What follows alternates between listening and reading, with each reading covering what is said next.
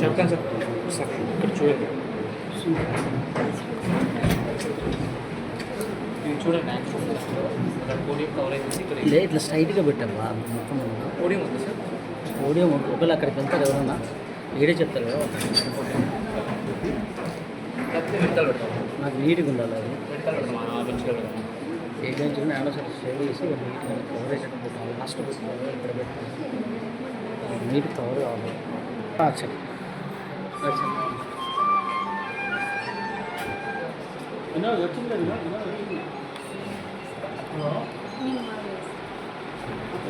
Good morning to everyone. A very warm welcome to all the dignitaries, esteemed resource persons, faculty members, and my dear students. I firstly invite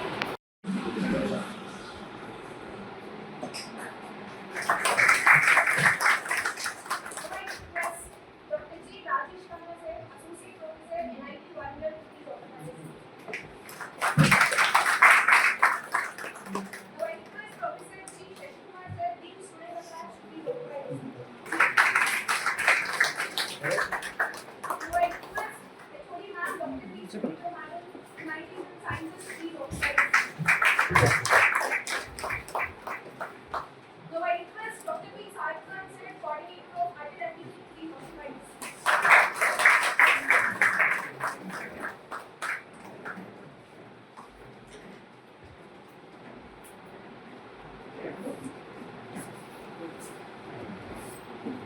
It gives me immense pleasure to welcome you all to the inaugural session of the ATAL Faculty Development Program on Nanotechnology in Next Generation White LEDs, a multidisciplinary approach to sustainable lighting. Organized by the Department of Humanities and Sciences, GPCET, this one-week program aims to promote interdisciplinary learning, decent collaboration, and innovation towards a more sustainable future.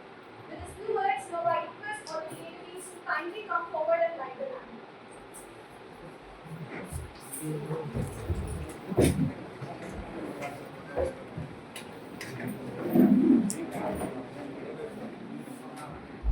Sir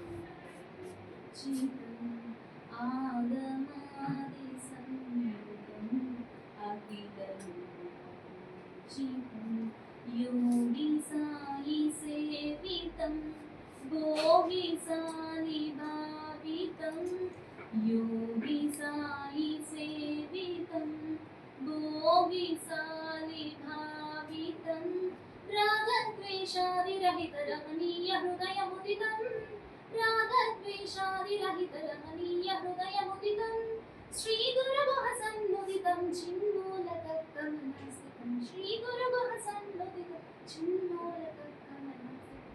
श्रीगणनादं भजरे चित्तपराशक्तियुतं श्रीगणनादं भजरे.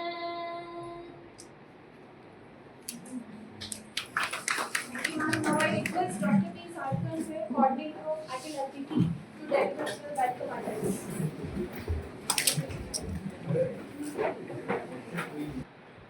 Respected HOD Madam, Deans, Departments, faculty members, staff, so all of you, a warm and cordially welcome to ATAL-FDP Training Learning Program. As a part of coordinator of this program, I absolute honor and privilege to once again welcome all of you. This FDP, we are delighted to conduct the FDP at privileged conditions of the AICTE-ATAL-FDP. So, this FDP aims to interchange the knowledge, sharing of ideas, and improvement of the pedagogical skills of the faculty members, those who are sit here, various institutions. So apart from, our theme is nanotechnology, multidisciplinary approaches in white LEDs, has received a high number of registration. So apart from, we are strictly following the AICTE rules. We are meticulously choosing only 60 participants. Okay. In this ATAL-FDP, the attendance is mandatory for all the sessions. Those who are get 90% attendance, so they will get assessment. Upon in assessment test, they will get 80% score. Automatically, your certificate will be generated in your portal. So another thing is, I am happy to share you our institute and our department has conducted one ATAL-FDP. So because of capabilities of the conducting ATAL-FDP trusted by the AICTE first, and also our principal sir and our chairman sir and our HOD madam. So these dignitaries and our R&D cells are, and these dignitaries are make all possible to conduct this FDP. Okay. So among this, our one of the resource person, G. Rajesh Khanna sir, first accept our invitation. So first of all, once again I thank you sir, this accepting our FDP to add the resource person. And next, in overcoming this, our FDP is a fruitful thing. So among the you have shared the different research publications, and you have to study or you have to discuss the peer-to-peer interactions, like the resource person and faculty members who have doubts in your research capabilities. And this our organizing committee sincerely hope that every person are knowing the how to write the research articles and how to produce the funding of towards the institutions. So these things are valuable for our resource persons. Finally, once again, our organizing committee welcomes all of you at FDP. I wish you this FDP make a resounding success. Thank you for everyone. Thank you, sir. I now invite Dr. B. Sunita ma'am, HOD, to please address the gathering.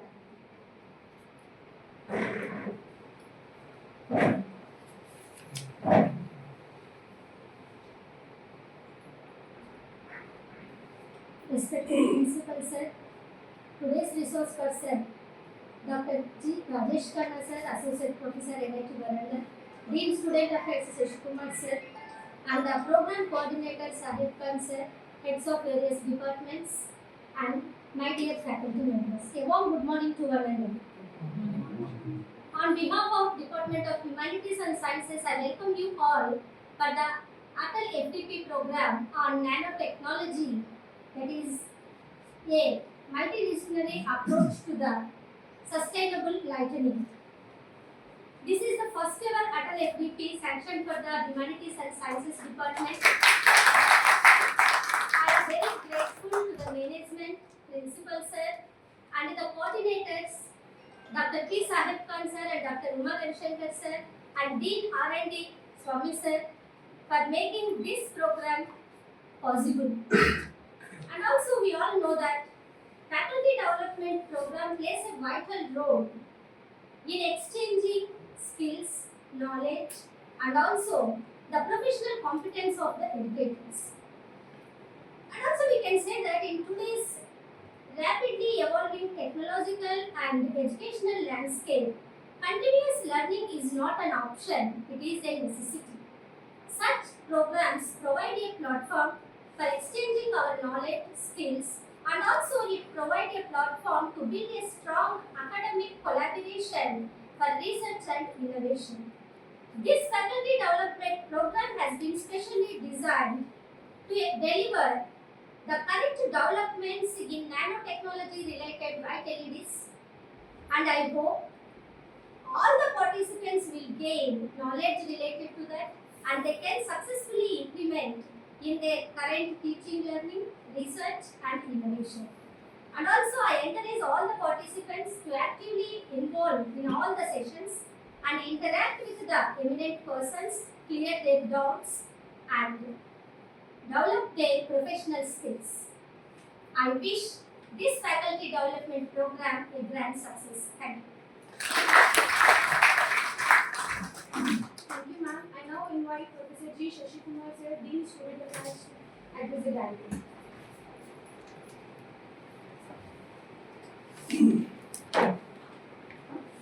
Our principal, Dr. C. Srinivas sir, and resource person Rajesh Khanna sir, as department Sudhama, and coordinator Khan, and heads of various departments, participants. I feel myself related to be a part of this program because, as rightly pointed out by Dr. Sudhama, see, now there is a time where we need to enhance our skills and also the multidisciplinary. Now the time has changed because a particular domain knowledge is not restricted. One can learn. See, learning continuous. It's a continuous process. So I feel really this is a wonderful program and first of its kind to the Department of Humanities and Sciences. This is my parent department, and I hope this will be really a fruitful one. So let us keep ourselves abreast with the growing trends in the current technologies. I wish it's a grand success. Thank you very much. Thank you, sir. Now I request Dr. C. Srinivas sir, Principal of GPCET, to address the dialogue.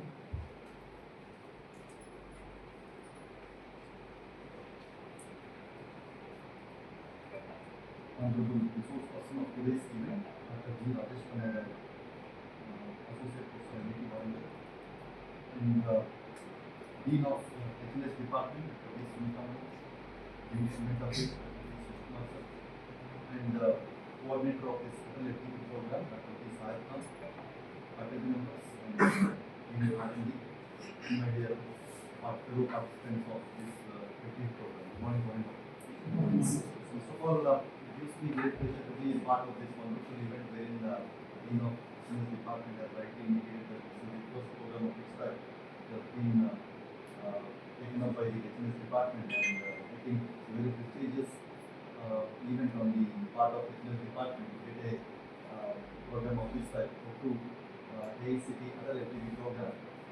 So once again, I would like to take this opportunity to congratulate the Department of Business for having backed this type of wonderful program. And having said that, once again, we also take this opportunity to appreciate the efforts taken up by the coordinators of the program, who have taken great efforts to us to submit the proposal for this kind of this program, and also getting the program sanctioned is not an easy task. So once again, a big round of applause for the coordinators of this program, and also apart from them, also I think the participants, the faculty members of the history department also might have helped them, might have supported them. So I would like to take this opportunity once again to appreciate and congratulate all the faculty of the history department for getting a IT program of this type. Wherein the other departments have not got it, wherein you have got it. That shows the enthusiasm and zeal of the department. Get the ATAL-FDP program that too from a funding agency like AICTE-ATAL-FDP-GPCET-Kurnool. So once again, I would like to take this opportunity to congratulate the Department of Business, and also having said that, once again, as the Dean of Business has rightly indicated, I would like to take this moment also to remind all the participants over here that we have a great responsibility on our shoulders for us to ensure that we get trained on latest technologies, or in other words, we get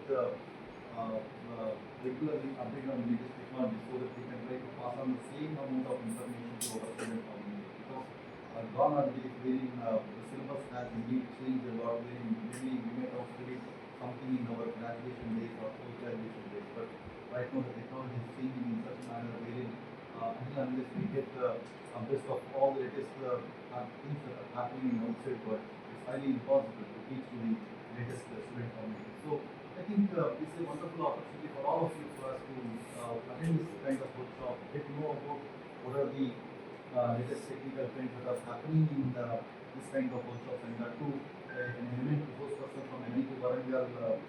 Rajesh Khanna who is over here, and he is going to tell us about the latest technical trends of this nanotechnology workshop. So I think this is a wonderful opportunity for all of us for us to get to know about the updated versions of nanotechnology, and I sincerely appeal to all the participants who participate in all the sessions seriously, take up all the sessions seriously, get a note of all the information that has been told to you, and try to see that that amount of information is also passed on to the community to be much more. With this, once again, I would like to appreciate the organizers of this event for coming up with such kind of wonderful event, and also I wish all the participants for the thank you. Now I invite Ms. Saida Asha Jahan ma'am, Assistant Professor of English, to introduce our esteemed resource person, Dr. G. Rajesh Khanna sir, Associate Professor, NIT Warangal.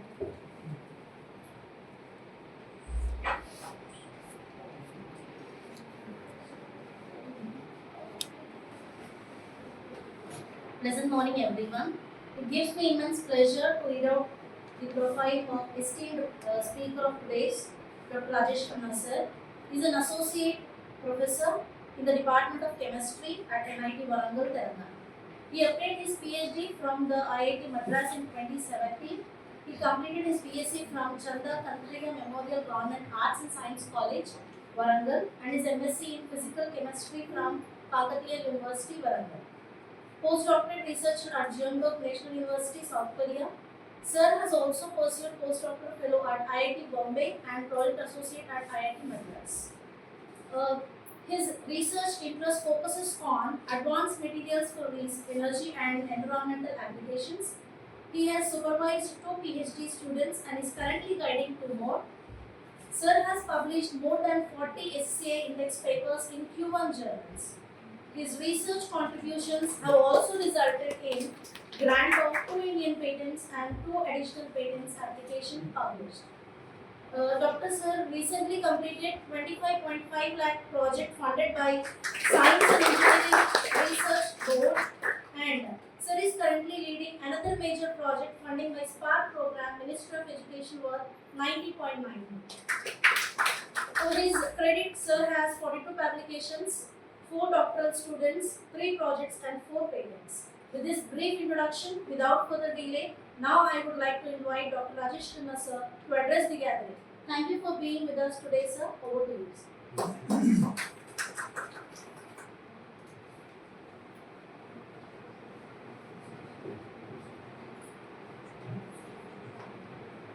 Principal Srinivasrao, Dean Welfare, Session-1, and Head of the Department, Sunita Madam, and Coordinator of this program, Shahab, and faculty members, Kumar, and fellow faculty members, and research scholars, and dear students, good morning to one and all. It's my pleasure to be part of this certificate program on nanotechnology in next generation LEDs. This is an important big program. It mainly focuses on important emerging fields, nanochemistry and energy. Okay, nanochemistry is playing an important role in many sectors. So yeah, I will be talking more on that. With this, I thank ATAL University Academy and the management of this college and coordinators and faculty for inviting me and conducting this FDP program. And also, I wish everyone fruitful learning in this FDP program and experience. With this, I thank you for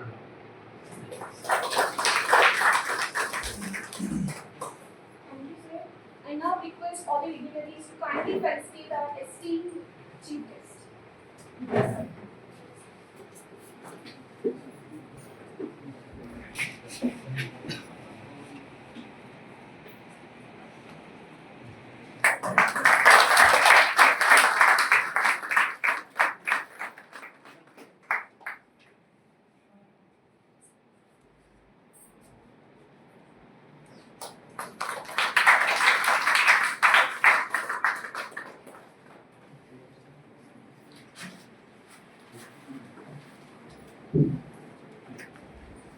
Synthesis and chemistry. So in this session, in this talk, I will be discussing about quantum dots, synthesis. Along with that, I will be discussing about nanomaterials, their synthesis methods and applications. I have arranged as shown here my presentation. Initially, I will be discussing about quantum dots, then I will discuss about some technology developments, and I will discuss about some of the energy storage and conversion systems. Then I will come.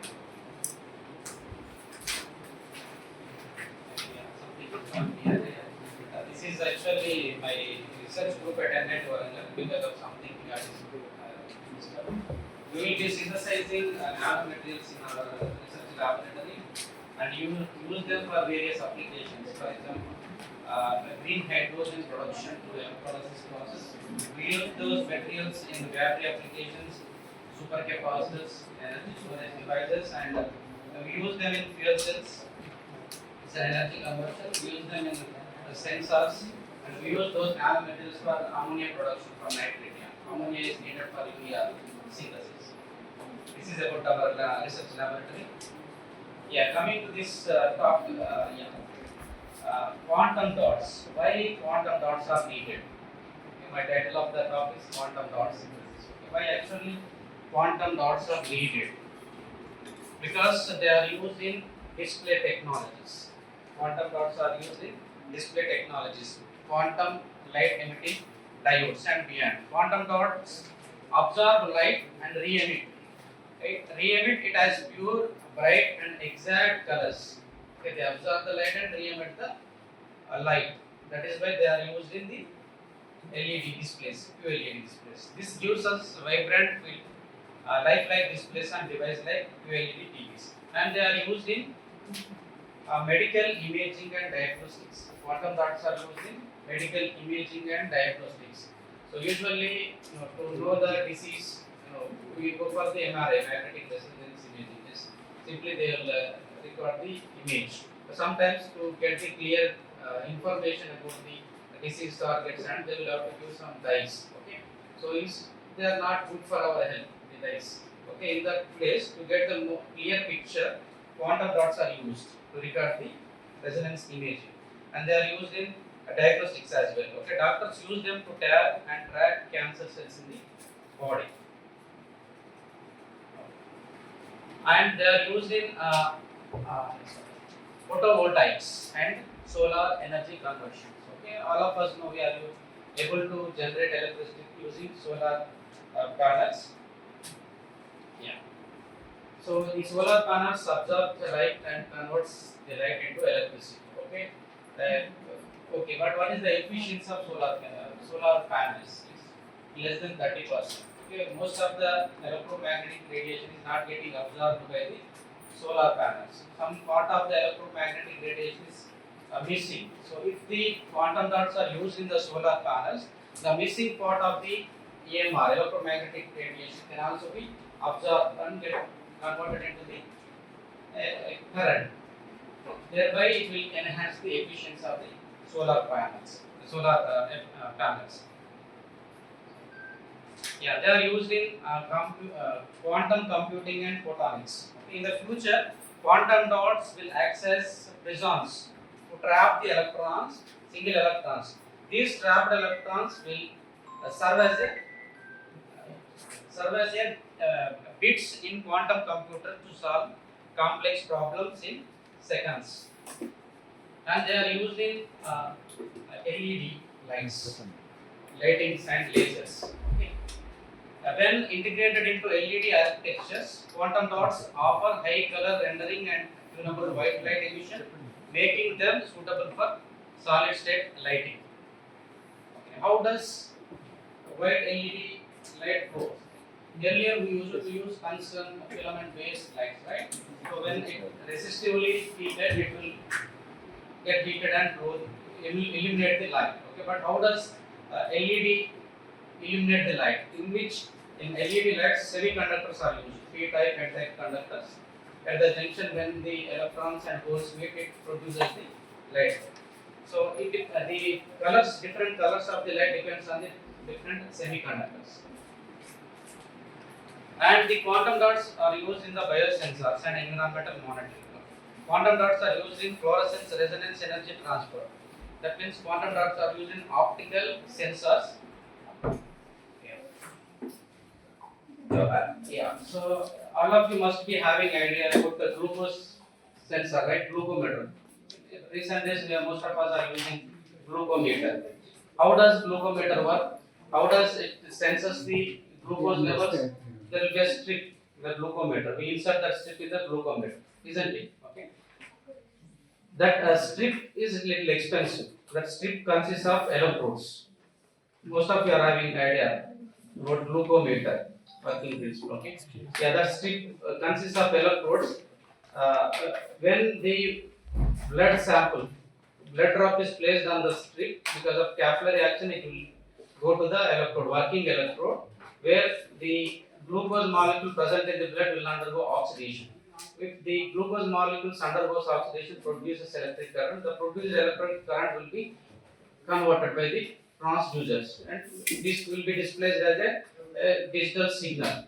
That is how we monitor our glucose levels in the blood. Okay, but that strip is made up of gold. It is little expensive. Okay, now most of the researchers trying to replace that gold-based electrodes with inexpensive nanomaterials to sense the glucose or any other molecules. Will it take time for restoration? Yeah. 2 minutes is Fine. Long pressing.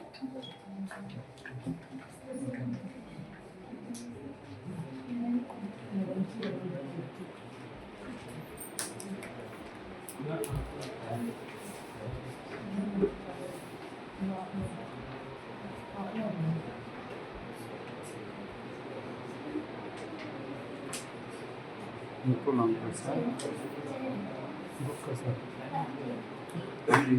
మళ్ళీ ఇంకొకసారి long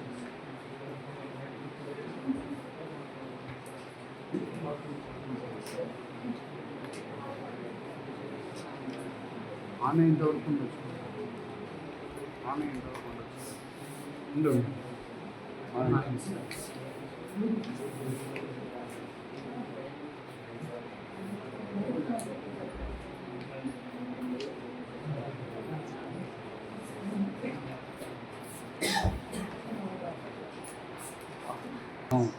nanometres Yeah, quantum dots nothing but nanometers. అది ముందే చెప్పండి కదా.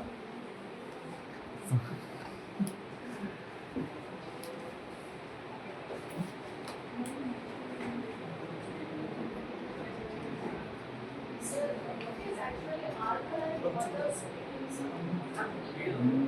పాపం ఏం చెప్పలేదు. Alkaline water. One of the papers is the alkaline. Yeah, I will be discussing this. I will be covering that.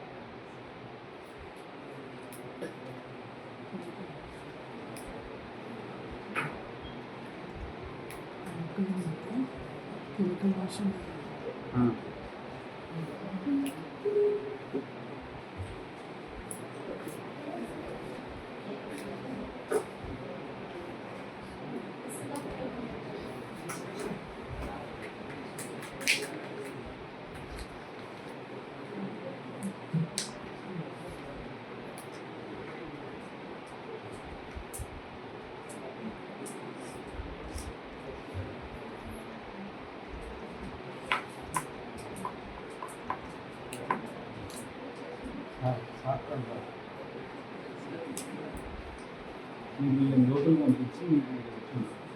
మీరు ఎప్పుడన్నా ఏమైనా చేయాలనుకుంటే కష్టం. మీరు లోపల పెట్టుకుంటే మీకు ఇంపార్టెంట్ మీరు లోపల పెట్టుకుని ప్రతిదానికి ఇబ్బంది పడలేదు.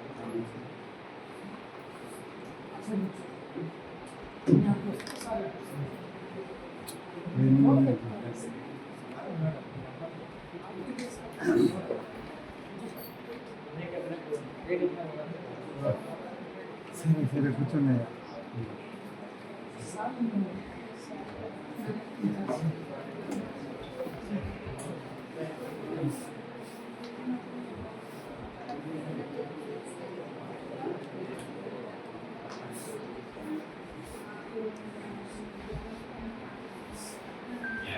Quantum dots are used in displays and medical imaging, and they are used in solar panels. They are used in quantum computing and photonics, and they are used in LED lighting and lasers, and they are used in biosensors and environmental monitoring.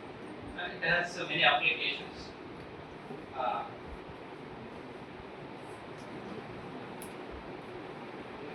So what are quantum dots? Quantum dots are used in many applications. Okay? Quantum dots are semiconductor nanocrystals. Quantum dots are semiconductor nanocrystal with the dimension typically 2 to nanometers. Okay, nanometer size ranges up to 500 nanometers. If the size is reduced to less than 10 nanometer, it will become quantum dot. The quantum dots exhibit a unique optical and electronic properties. The properties depend strongly on particle size. Over 50% atoms are present on the surface.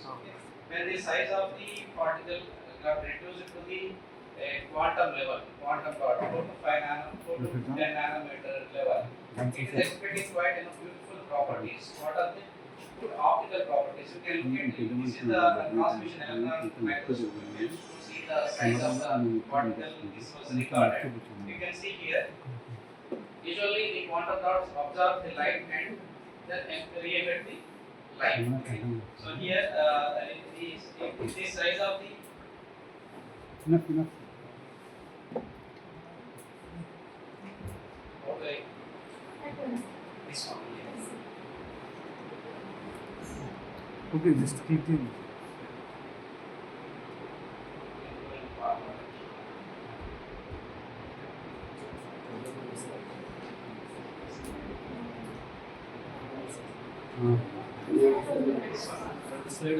కాదు అది Go back.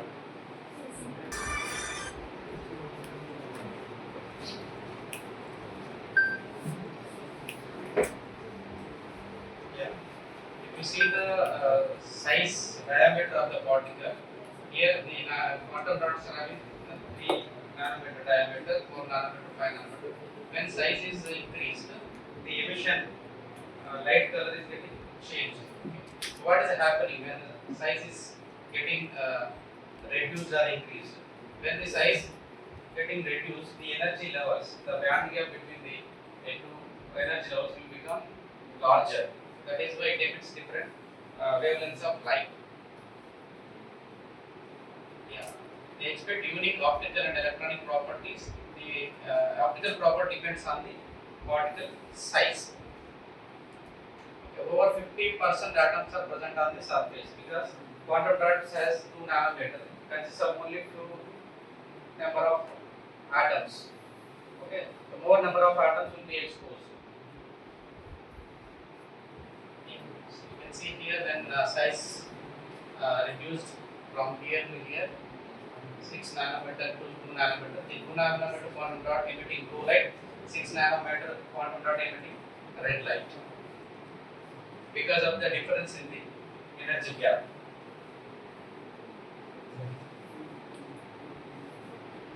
If you see the history of quantum dots confinement observed in semiconductor nanocrystals in 1980s. Bruce developed colloidal quantum dot theory. Then Cavendish group synthesized highly monodisperse quantum dots. Presently, the quantum dots are used in displays, bioimaging, solar cells, and sensors. Okay, what about quantum confinement? Quantum confinement observed in semiconductor nanocrystals. After that only the people have observed the properties of quantum dots and started using in various devices. Then the particle size got reduced. What happens? The electrons will be confined into certain region. Okay, usually in bulk material consists so many particles. In so many particles, so many atoms will be there. The energy levels will be continuous in the bulk material. When size reduces to quantum dot level, to 10 nanometer, the energy will become confined. That means, for example, a fish in the pond can easily move in any direction.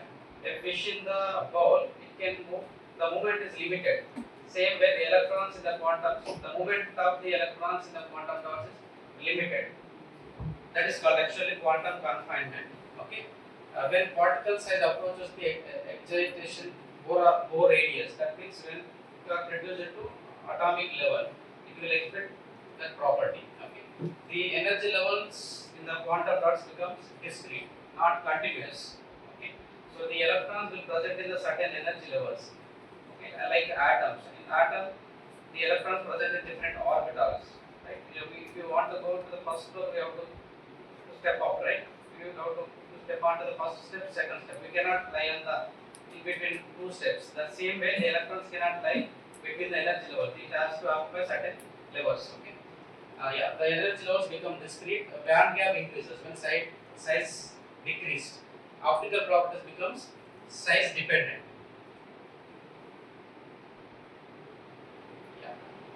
Yeah, smaller quantum dots will have larger band gap, will give blue shift towards the shorter wavelength. Small quantum dots will have larger band gap. That means it will observe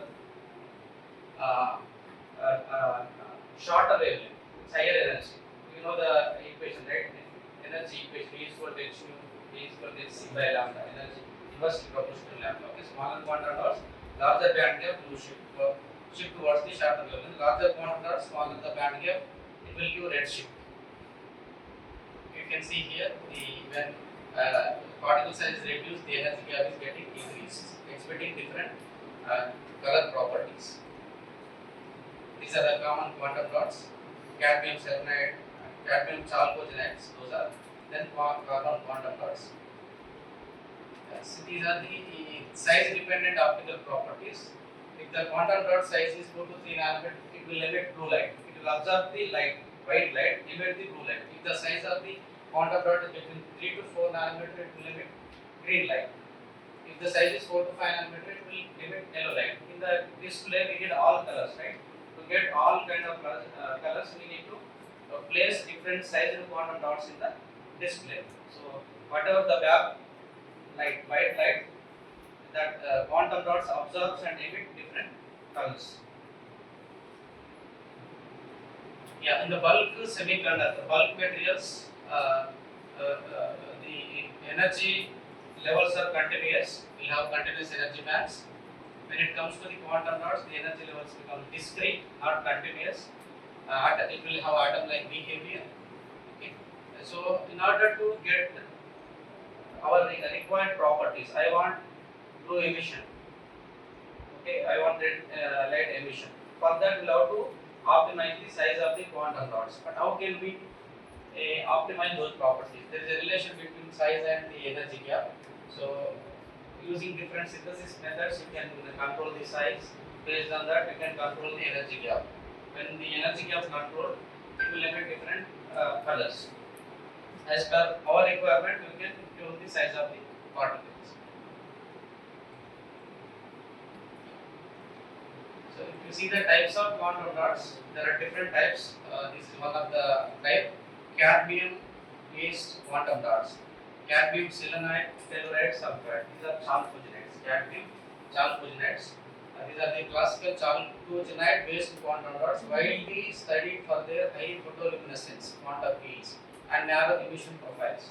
Photoluminescence is nothing but a material will absorb the light and re-emit the light. That property is called photoluminescence. They are typically synthesized via colloidal methods or hot injection techniques. I will be discussing about these methods.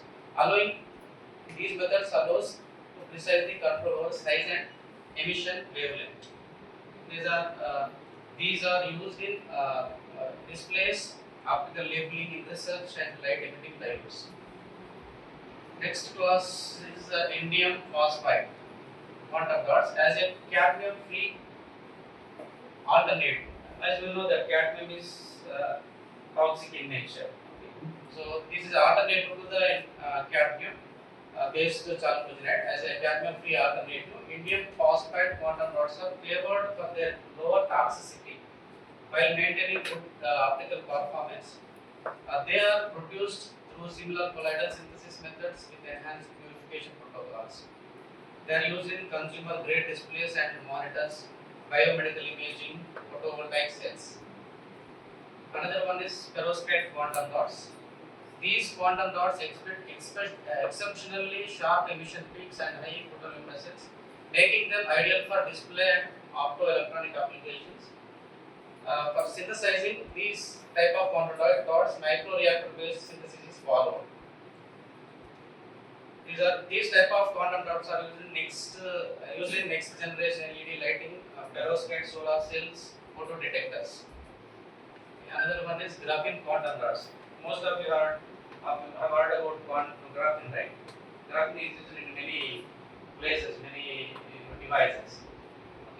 Graphene quantum dots are nanoscale fragments of graphene sheets. Graphene is nothing but a one layer of graphite. If you separate layers from the graphite, it will become graphene.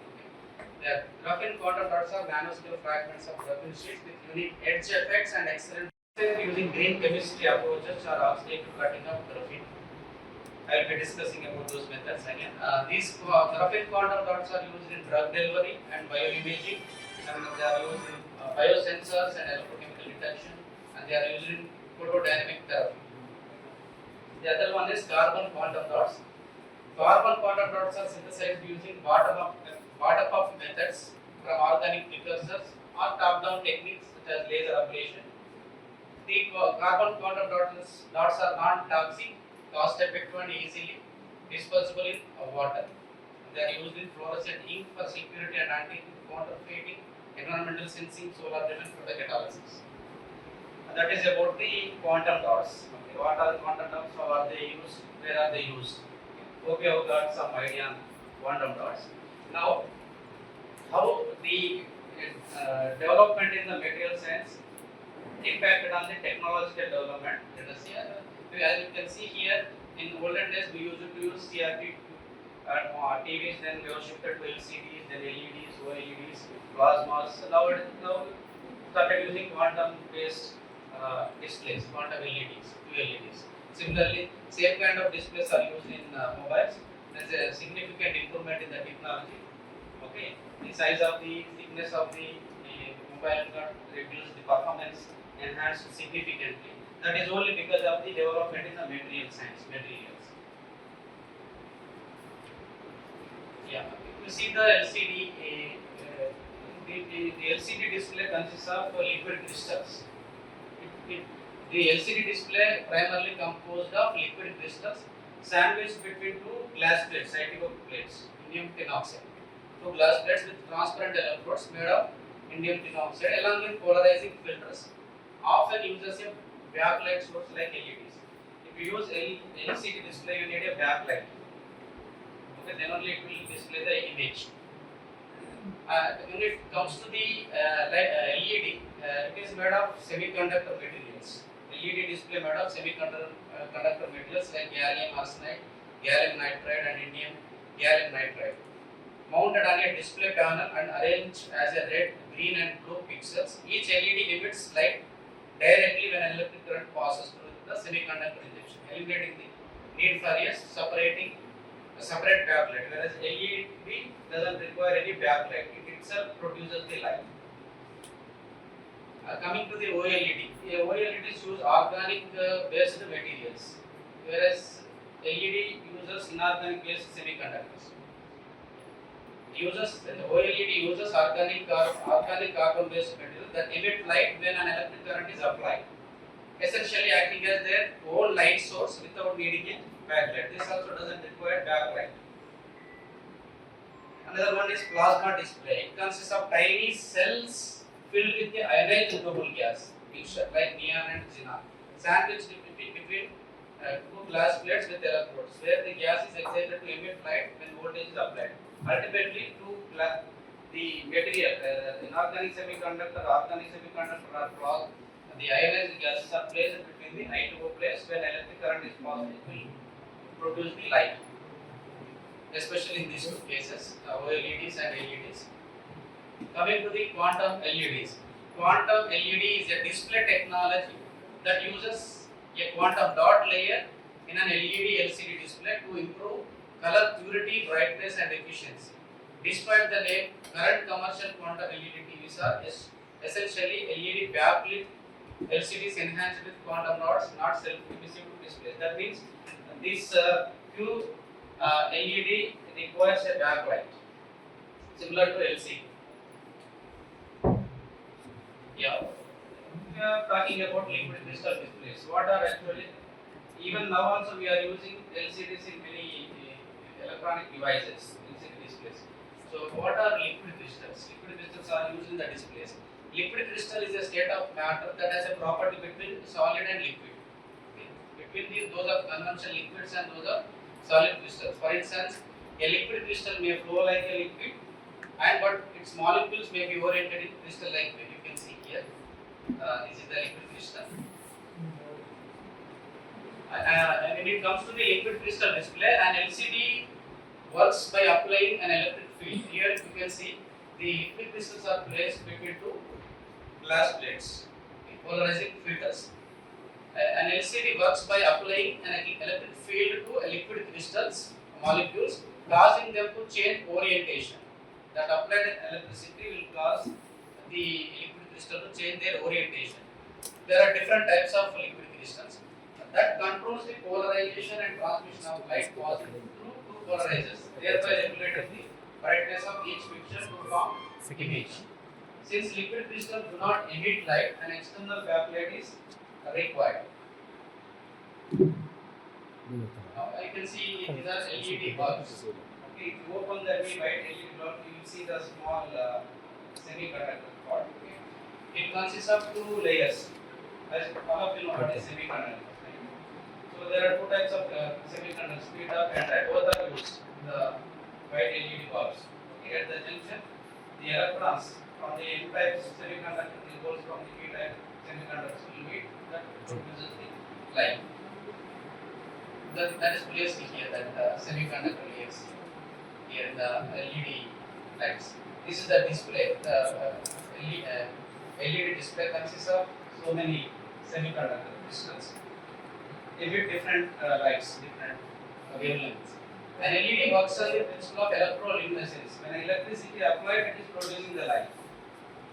That is called electroluminescence. When a forward voltage is applied across a PN junction, electrons and holes recombine in the semiconductor, releasing energy in the form of photon.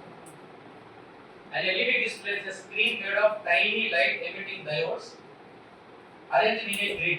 Each LED produces its own light. As I have already mentioned, different sized particles will emit different color. Right? Each LED produces its own light, so the display does not need a backlight. Okay? Giving it high brightness, energy efficiency, and long lifespan. It doesn't require a backlight, it itself producing the light and electricity is applied, voltage is applied. The color of the emitted light depends on the semiconductor's band gap energy. Okay, there are different types of semiconductors used in displays. Those are indium gallium nitride, aluminum, gallium indium phosphide, gallium nitride, gallium phosphide, gallium arsenide. Coming to the analog, everyone is using, right? This displays active matrix organic light emitting diodes, OLEDs. OLEDs are solid state devices composed of thin films of organic molecules. The thickness of that layer is 100 to 500 nanometer thick. They emit light with the application of electricity. They do not require any backlight. They are self-emitting like LEDs. The OLED based displays are flexible. They use emissive technology, lightweight and thin, low power consumption, high contrast, brighter and perfect display from all angles. That is why we are using the OLED based displays. If you see the working principle, there are two transparent plates in between anode and cathode is there. In between anode and cathode, two layers are there. That is one is emissive layer, conductive layer. Those two layers are made up of the carbon material, organic material. The cathode injects electrons into emissive layer. This layer is made of polyfluorine or metal chelates that transport electrons from the cathode. This is where light is made. Another one is conducting layer. This layer is made of polyaniline or metal phthalocyanine that transport holes from the anode. This transport the hole, this transport the electrons. Yeah. Next one is the anode. It is kept transparent, usually made up of indium dioxide that removes the electrons. The substrate supports the OLED.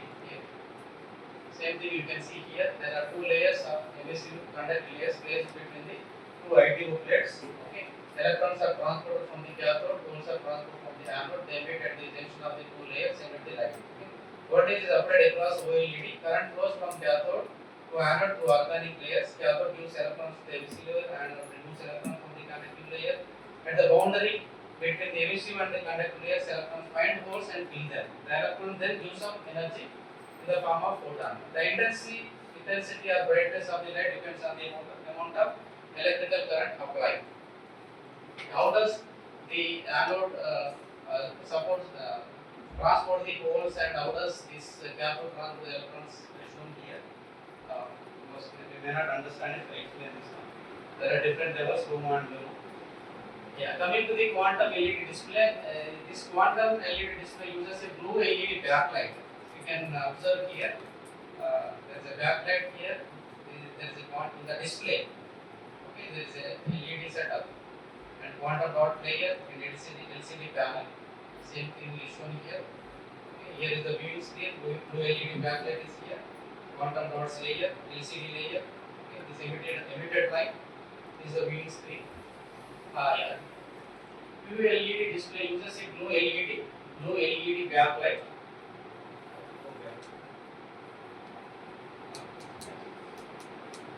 Uses a blue LED backlight and a quantum dot layer. The quantum dots absorb blue light. The quantum dots absorb blue light and re-emit highly pure red and green light, which combine with the blue light to produce a wider color spectrum gamut and higher brightness. The image is then controlled by LCD layer, simplified convention LCD display. The advantage of the QLEDs are the higher brightness, wider color gamut, better HDR performance, longer lifespan than OLED, no burning issues, more energy efficient than conventional LCDs. That is about the displays. Okay. When it comes to the memory storage. Earlier, olden days we used to use these kind of devices, right? 2 GB hard drive weighs about 70 pounds. It was first used in the 1980s. To check the facility. Less than 15%, 2%. Now it is showing AI generated, AI modified, all that is showing. You have to be little careful. We should avoid AI generated. We sometimes AI modified. Sir, so nowadays EVs and hydrogen vehicles are growing faster. What are the chances of competing in the future? Both industries competing in the future. Both will be there. No, I mean competition, sir. How huge it will be? Now already the battery powered industries have already established very big. Yes. Now they started the hydrogen based companies. Recently, Green company started in the Visakhapatnam, right? They have installed the electrolyzer as well as the ammonia production system. Now with huge demand, hydrogen based industries. If you work on hydrogen production or utilization fuel cell, you will have good opportunities in near future. Now hydrogen based. Okay.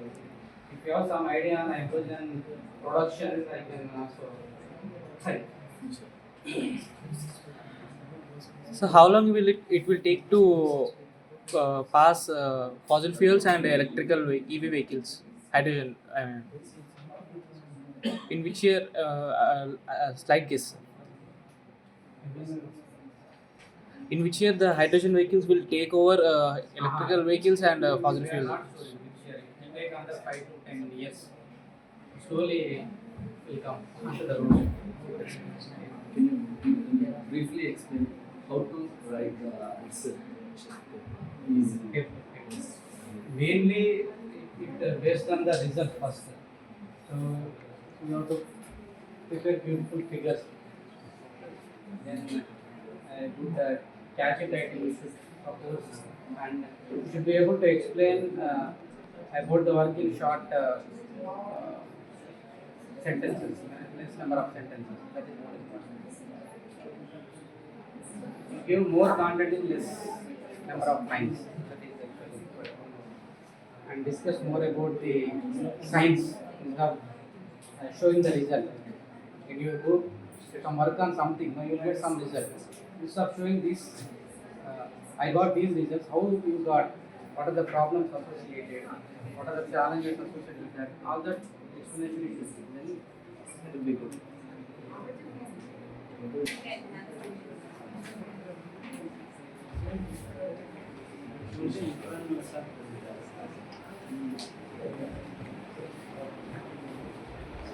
And trying to collaborate with engineering faculty to make a device.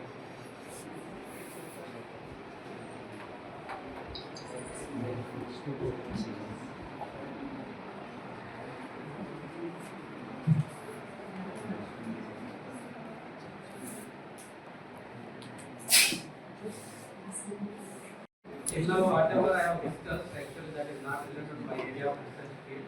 To connect to the theme of this program, I have made some slides and presented. Okay, yeah. Now, till now we have seen the evolution in the technology. That is only due to the innovations in material science. That is very clear.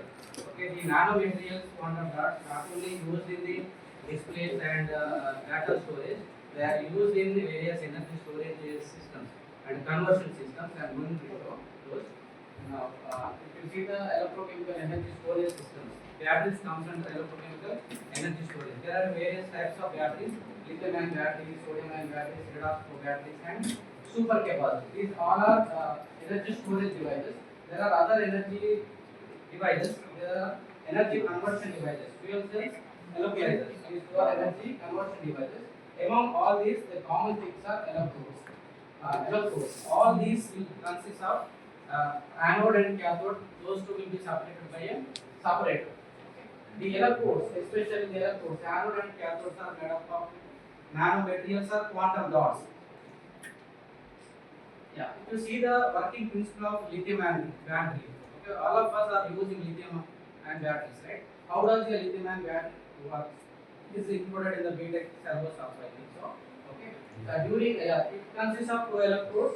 One is cathode and another one is anode. Those are nanomaterials. It can be quantum dots. During charging, what happens? The lithium ions are moving towards the anode. We are forcefully sending the lithium ions from the cathode towards the anode by applying external electricity. During discharging process, the lithium ions will come back to the cathode. That is how the battery will get charged and discharged. This process is little faster during summer. The reaction mechanism will be slightly different during summer or hot conditions. So these are the reactions are taking place during charging and discharging. These are the net reactions during charging. The lithium ions are moving into the carbon. Is getting converted into AICTE-6. During discharging, the lithium ions are moving back to the cathode. Because of the discovery of the lithium-ion batteries, the Stanley Whittingham and good enough acceleration have been selected for the 2019 Chemistry Nobel Prize. These three are the scientists. Because of their discovery, only we are able to use electronic gadgets, portable electronic devices and electronic gadgets. Coming to the sodium-ion battery, the working principle in the sodium-ion battery is similar to the lithium-ion battery. This of lithium ions, sodium ions will be moving towards the cathode during charging. Come back to the cathode during charging. Materials used in this batteries have shown here. Sodium-based metal oxides are used as the cathode, and polyanionic compounds are used as cathodes. Whereas hard carbon is used as anode in the sodium-ion battery. Whereas in the lithium-ion battery, layered graphite material is used as anode material, so that the gap between the layers will be sufficient to the lithium-ion particle and exit from. Whereas here, since the size of the sodium ion is bigger, we cannot use the graphite material as anode. Instead, we use hard carbon. Coming to the supercapacitor is also an energy storage device. The difference between the batteries and the supercapacitor is energy density. Batteries will have higher energy density. As shown in the right part, if you see the energy density, batteries are having higher energy density compared to the capacitors. Whereas capacitors are expecting high power density compared to the batteries. As shown here, battery can store more energy, whereas it can deliver little slowly compared to the capacitor. It can store little, but it can deliver less time quickly. That is the difference between supercapacitor and batteries. For manufacturing and making any device, we need supercapacitor as well as batteries. In some places we need high energy density batteries. Some places we need high power density devices like supercapacitors. The working principle in this is the supercapacitor is also consists of two electrodes, anode and cathode. There are two types of supercapacitors: parodic capacitors and non-parodic capacitors. All of you must be knowing about capacitor, simple capacitor, right? Conventional capacitor. It consists of two metal plates separated by a dielectric material.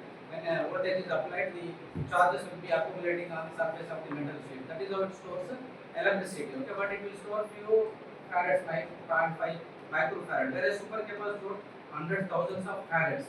What is the difference between those two is in conventional capacitor use simple metal plates, 1 centimeter square area or 10 centimeter square area. For example, 1 centimeter square area capacitor storing 0.5 microfarad. To increase the capacitance, you will have to increase the area of the plate. For that, to increase the capacitance 100 farad per gram, we have to increase the area to 100 centimeters. That is not good, right? That much device we cannot use. Instead, the people researchers have developed supercapacitor in which materials are used as electrode instead of simple metal. The materials will be coated, electrode material, nanomaterials or quantum dots are coated on the current characters, electrodes. The electrode materials will have larger surface area.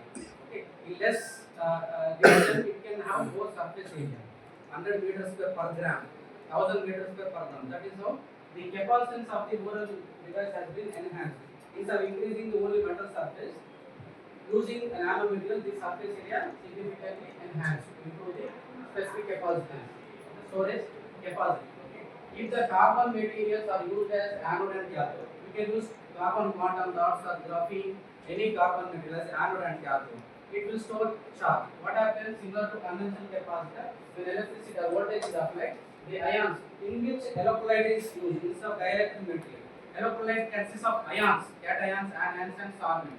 The ions will be moving towards the anode and will getting absorbed on the surface of the material. Okay, similar to conventional capacitor. Okay, here the energy storage is only due to absorption. Okay, there is no reaction. These are called non-Faraday reactions. It is stored because of non-Faraday mechanism. Instead of if carbon materials are used as a electrode, it will store less energy because the process of storage is only absorption. Instead of carbon materials, if metal-based materials are used, okay, when electricity is applied, the metal ions will undergo oxidation. It will store higher energy density. When there is a reaction in this electrode material, that process is called Faraday reaction. The Faraday capacitors will store more electricity, electrical energy because of the redox reaction. Okay, there are two types, Faraday and non-Faraday. Researchers are working in developing Faraday-based capacitors as well as non-Faraday capacitors. Okay, though the carbon-based materials store less energy, they will have high power density. Okay, in some cases, in aeroplanes or some other places, quickly the doors get opened. For that, capacitors are used. Yeah, in which same electrode materials are used as anode and cathode. Electrolytes are used. There are different types of electrolytes which are used in the supercapacitor. Those are aqueous electrolytes and organic electrolytes. That is about the supercapacitor. Now coming to the another device, energy conversion device, that is fuel cell. Most of you have heard. Those are familiar chemistry. The fuel cell is not an electrochemical energy storage device. It's a conversion device. It converts fuel into electricity like petrol engine, diesel engine. Whereas petrol and diesel engine produces a lot of carbon dioxide. Okay, emits a lot of carbon dioxide. Whereas this one will not emit any carbon. Okay, it will emit only water. Okay, fuel cell converts chemical energy to electrical energy without emitting carbon dioxide, any carbon content pollutants. Okay. So in recently, I'm going to show in other countries, other countries have already installed the hydrogen-based stations. They have started using hydrogen-powered cars and trains. So what happens? How does a fuel cell work? Usually we feed fuel at anode and cathode. It consists of two electrodes, anode and cathode. We need to pass the fuel at anode as well as cathode. At anode, if hydrogen is used, it will undergo oxidation. If methanol is used, it will undergo oxidation, produces current. Okay. For example, if we pass fuel at anode, the fuel will undergo oxidation, produces current, electrons or electricity. Okay. The generated electricity will pass to the load and will reach the cathode where oxygen will undergo reduction, produces water vapor. So this is producing only water. If hydrogen is used as a fuel. So that is how fuel cell converts chemicals to electricity. Okay. But what kind of anodes and cathodes are used? Mostly platinum-based nanomaterials are used as electrodes. Okay, platinum is very expensive, right? Okay, that is why not coming to the market. Fuel cell, hydrogen-powered vehicles are not coming to the market because of the expensive nature of the electrode material. These are the reactions taking place at respect to electrodes. Anode hydrogen undergoing oxidation, releasing protons. Those protons will pass through the separator to reach the cathode where oxygen will undergo reduction by taking those protons and electrons will be converted into water. There are two types of fuel cells. Acidic fuel cell and alkaline fuel cells. The reactions are different, but the process is same. Both are converting fuel into electricity. Let us see how does a hydrogen powered car runs.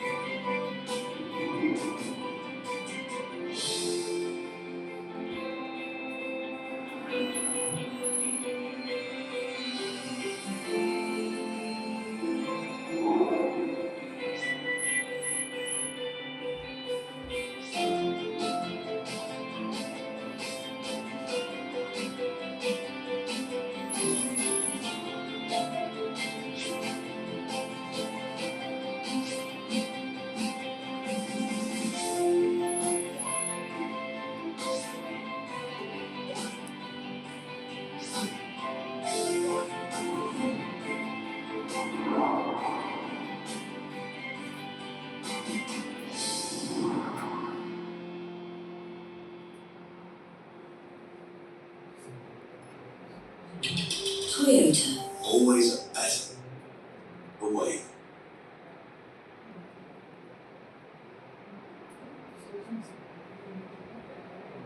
I hope you have understood how does fuel cell works and hydrogen powered vehicle runs. In near future, in another 5 to 10 years, we may also use hydrogen fueled cars.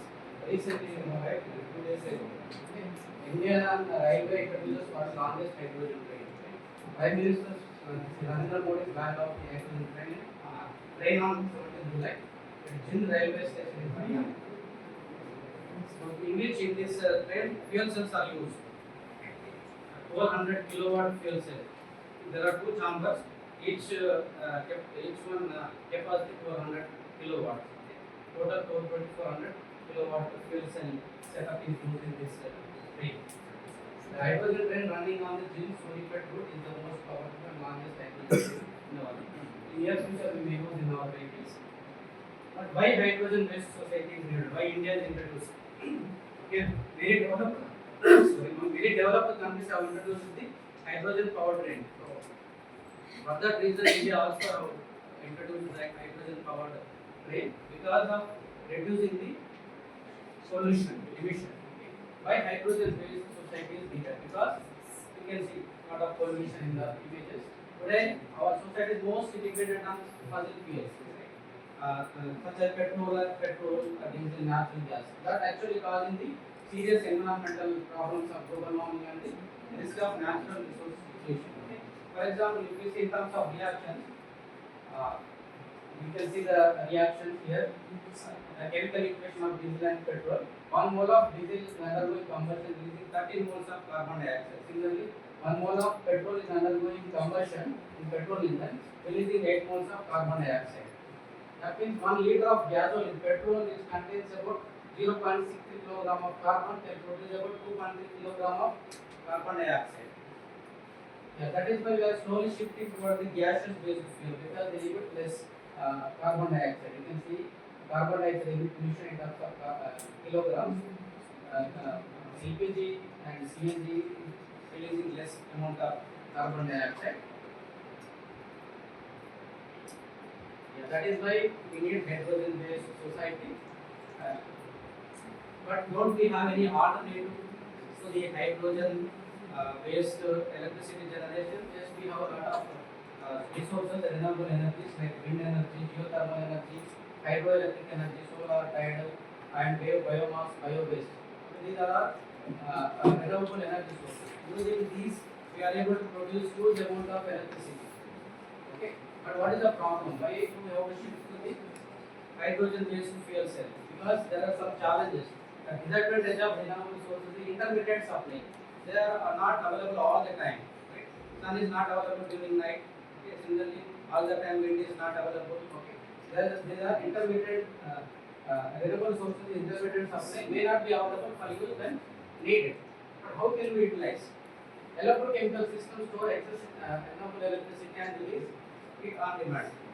So we do not have that much sized batteries to store the excess electricity produced from the renewable energy sources. But how to utilize that? We are able to produce huge amount of electricity, but there are no batteries to store that amount of energy. What will we have to utilize? How can we utilize? So there are 2 systems, energy conversion systems. One is hydrogen production through electrolyzers, alkaline electrolyzers or acidic electrolyzers. Another one is carbon dioxide reduction. Okay. There are some carbon dioxide electrolyzers. They reduces carbon dioxide to useful products. The excess electricity produced from these renewable energies can be utilized in the electrolyzers to produce green hydrogen that can be used in the fuel cell, and that the electricity can also be used to reduce the carbon dioxide to produce useful chemicals. Yeah, so there are many colors of hydrogen. Actually, hydrogen is called in different colors. Green hydrogen I am mentioning, right? So why am I calling green hydrogen? Because the electricity production, the process of electricity production through renewable energy is not polluting the environment. The process of hydrogen production using the electricity, that is also not polluting the environment. That is called green hydrogen. Okay? The electricity used in the electrolyzer is coming from the renewable energy, and the hydrogen produced from the electrolyzer is not polluting the environment. That is why it is called green hydrogen. But currently we are using grey hydrogen that is produced from steam reforming, steam methane reforming process. Similarly, there are different types of hydrogens, namely different colors. Those are based on the process of production. So this is called blue hydrogen because this is a grey hydrogen. It is polluting the environment. Okay, when the process of hydrogen production emits the carbon dioxide, it can capture the carbon dioxide, reduce the carbon dioxide emission. That process is called blue hydrogen. Black or brown hydrogen is the most environmentally damaging as both the CO2 and carbon monoxide generated during the process are not captured. The entire world is focusing on green hydrogen production.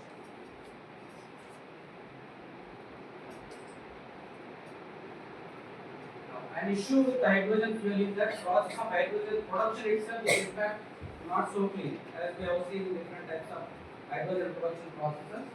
Okay, as of today, most of the hydrogen produced comes from natural gas through a process called steam methane reforming. There are different processes. We are following this process to produce green hydrogen through electrolysis. Okay, therefore, researchers have been looking for an alternative and more environmentally friendly ways of producing hydrogen. Why do we have to produce more hydrogen? To use in the fuel cell. Fuel cell is used in many places to generate electricity. Okay. Now let us see how does a green hydrogen produced from the electrolysis or electrolyzer. Electrolyzer consists of two electrodes, an anode and cathode. At anode, oxidation takes place. Okay. At cathode, reduction takes place. At anode, oxygen evolution takes place. At cathode, hydrogen evolution takes place. Okay. There is no carbon dioxide emission. Only it needs electricity and alkaline electrolyte or acidic electrolyte. Yeah, there are different types of electrolyzers again.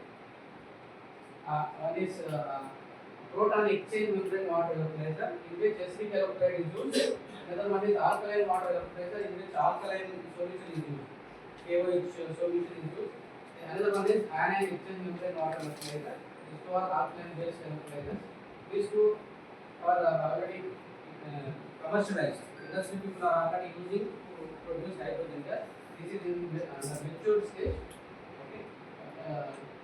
The difference between these two is here simple diaphragm is used as a separator, but sometimes the oxygen, liberated oxygen passing through the membrane and mixing up with the hydrogen. If the oxygen is mixed up with the hydrogen, it may explode sometimes. To avoid that, this diaphragm is replaced with the membrane.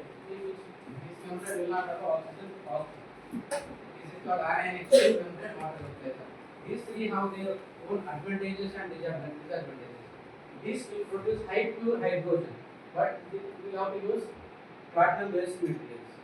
Okay, very expensive. Though it is still high pure, expensive electrodes are required.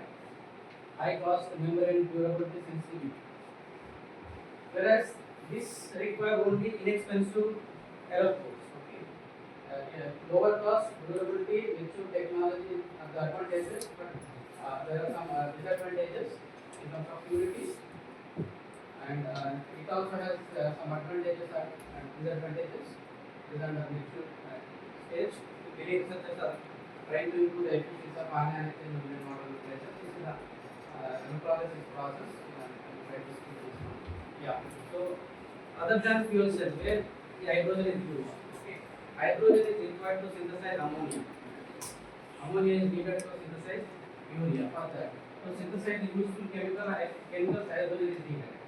Hydrogen is used in the transportation and hydrogen powered train or car, and it is used to produce methane and methanol. Okay. It is used in the fuel cell and it is used to produce chemicals, and it is used as a fuel in the industries. Okay. That is the valorization techniques, and what are required for producing cost-effective green hydrogen. The entire world is now trying to produce green hydrogen with lower cost. How it is possible? We are able to produce hydrogen gas, but the cost of the hydrogen per kg is very high. Okay. So how can we reduce the cost of hydrogen? Okay. One thing is electricity. We have to reduce the electricity cost. We are producing through renewable energies. Though we have to reduce the electricity cost. How can we reduce? I have discussed in already. You can use quantum dots in the solar panel so that it will improve the efficiency of the solar panels. Then you can reduce, thereby you can reduce the cost of electricity that can be used here. And not only that, we have to use efficient catalysts. In the electrolyzer, we need to use efficient catalysts. Quantum dots or nanometals can be used as electrodes. It will produce more hydrogen if they are used as electrodes. Okay, we need inexpensive transition based nanomaterials. Okay. So these are well explored. These are inexpensive transition metals. These metal based metals have been developed and tested for electrolyzer application as anode and cathode materials. Okay. Because of some advantages, they are cost effective and versatile in nature, easily available, abundant. You can scale up. The synthesis of nanomaterials can be scaled up. And these are the metals, active metals, active transition metals. These are very active for oxygen evolution and hydrogen evolution because of de-arsal oxidation, multiple oxidation states, optimal binding energies, oxygen absorption for OER, oxygen evolution reaction, spin state and magnetism. These metal-based materials, like for example, cobalt hydroxide, cobalt oxyhydroxide, cobalt phosphate, cobalt sulfide. Okay. Cobalt-based materials have been synthesized, nanomaterials have been synthesized and used as electrodes and tested their efficiency towards the hydrogen production, oxygen evolution or hydrogen evolution. Yeah. So there are some challenges. One is performance optimization. While transition-based materials, inexpensive transition-based materials are promising, they often require further development to match the performance of more expensive materials. Platinum-based materials are very effective, efficient. We are trying to replace them with inexpensive transition-based materials to reduce the cost. Okay, but the stability of the inexpensive transition material is not as good as platinum-based materials. That is the challenge. We are trying to develop that. And another one is material degradation. Transition metals can degrade under certain conditions which can affect the long-term stability of hydrogen system. Therefore, research is ongoing to develop more robust materials. Chemists, chemical engineering faculty, even metallurgy people, many engineers are also trying to develop different kind of materials to use them in the electrolyzer. Some engineers are trying to develop membranes. Some are developing gas diffusion layers. Those are part of the electrolyzer.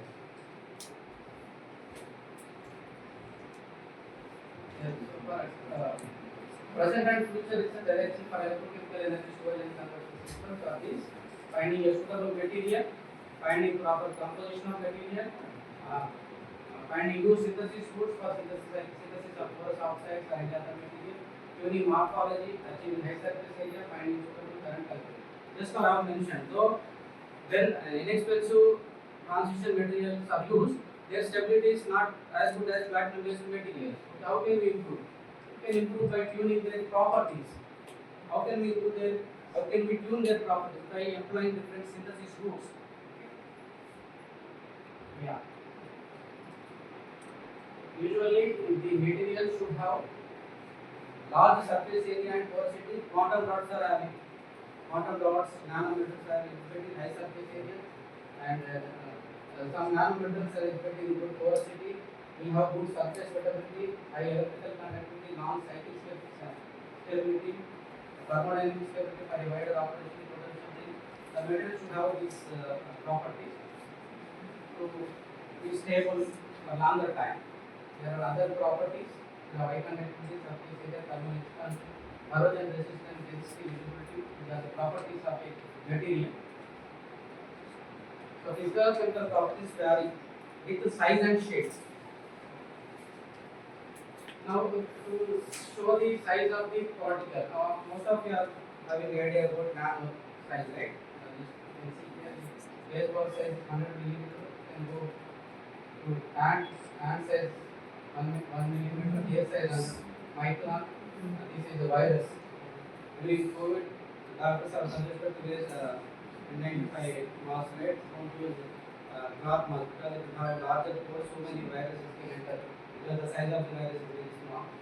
Okay. The size of the glucose molecule 1 nanometer. quantum dot size is 2 to 10 nanometers. To show the sizes, I have shown this slide. Yeah, 1 nanometer is equal to 10 to the power of minus 9 meters. Yeah. Why nanometers are so important? Quantum dots are nanometers because they have high surface to volume ratio. Nanometers or quantum dots will have high surface to volume ratio. Is there any example you can see here? There are 3 sides here. Width is A, for example. Let us see the surface area. Can be classified using 6 years surface area of this cube containing 3 small cubes. 54 is the surface area volume. Formula A cube. 27. Surface to volume is 2. When the size is reduced, this size. The surface to volume ratio is 3. When size is further reduced, the surface to volume ratio is 6.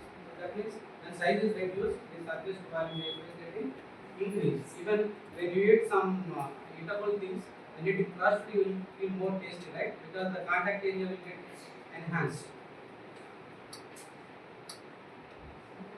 Yeah, nanoparticles have very high surface to volume ratio and this gives them special properties different from the bulk material.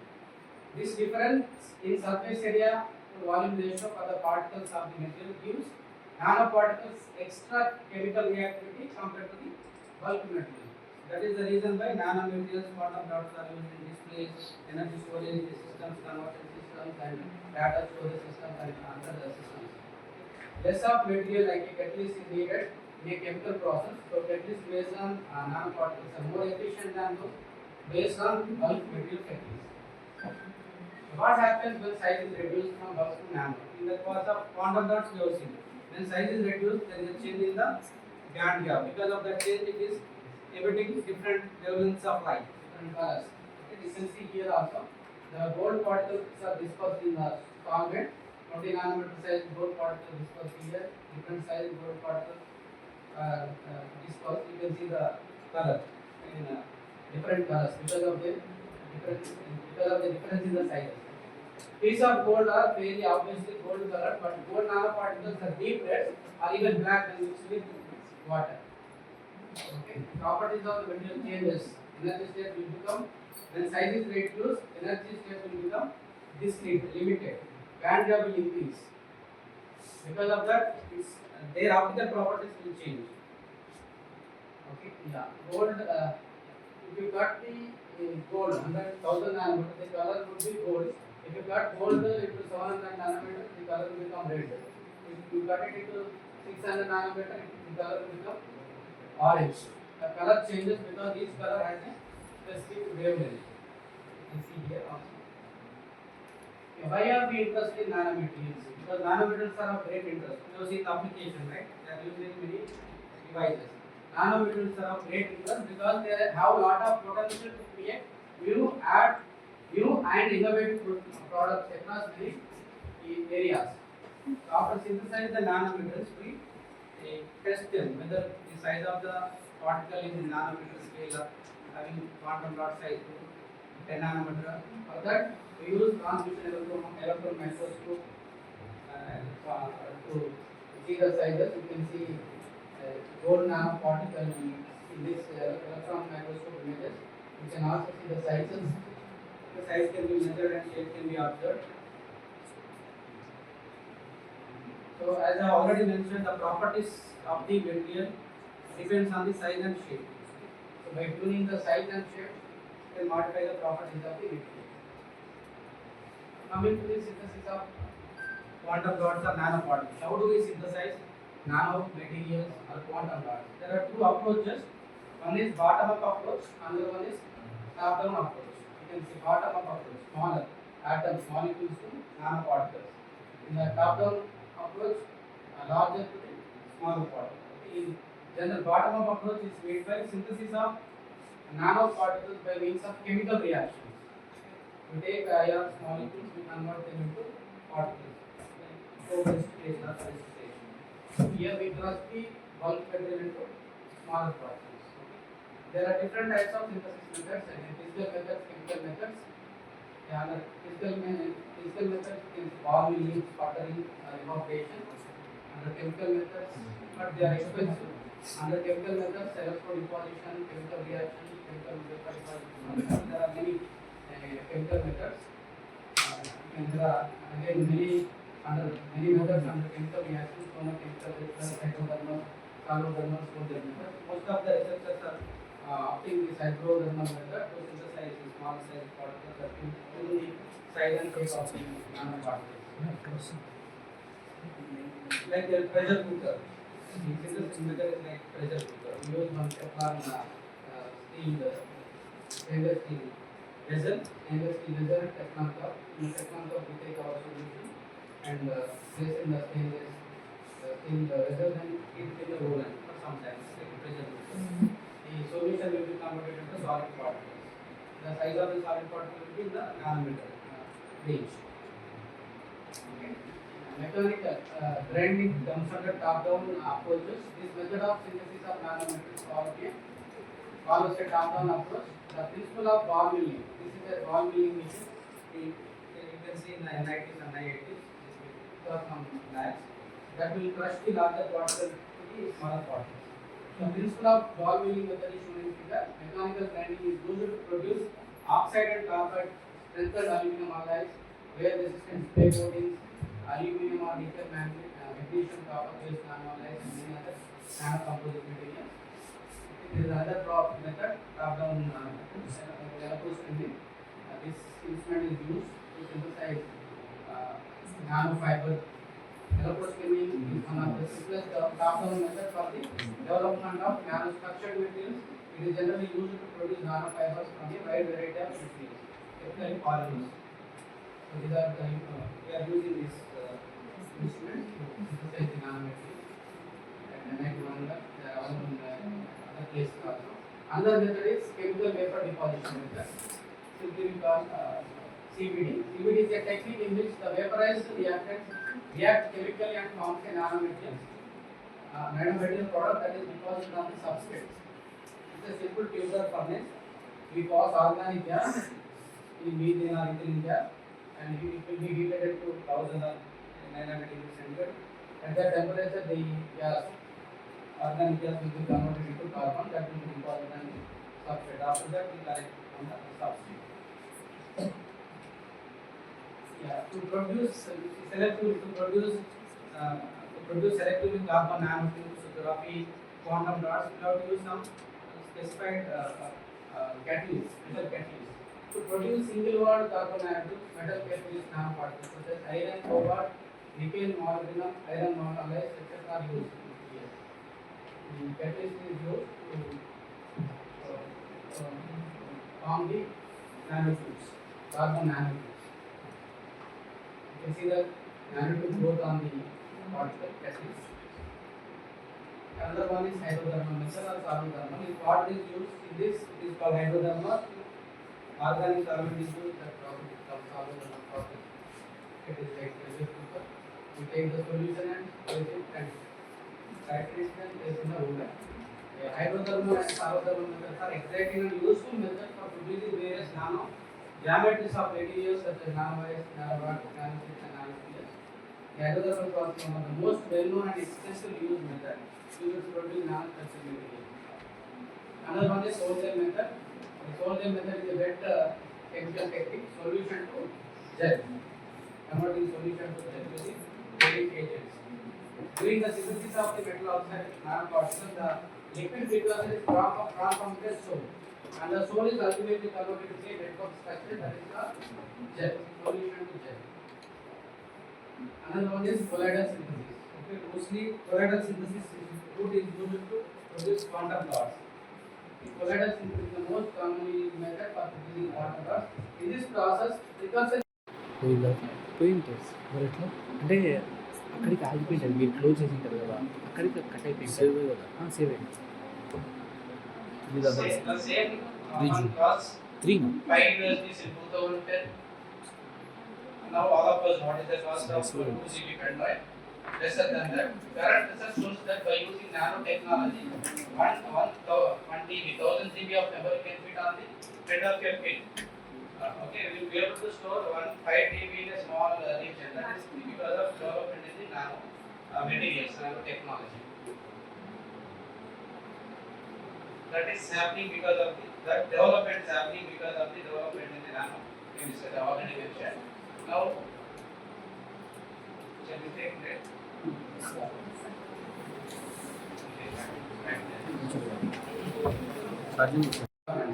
You can see lead precursor is dissolved in the high boiling point solvent in the presence of surfactants. Here, lead precursor is used and also surfactant. Heated to certain temperature, then it is produced lead sulfide quantum dots. In between sulfide precursor is also added. In this process, precursor chemicals are dissolved in high boiling point solvents in the presence of surfactants. That these ligands bind to the surface of glowing nanocrystals, helping to control their size, shape, and solubility.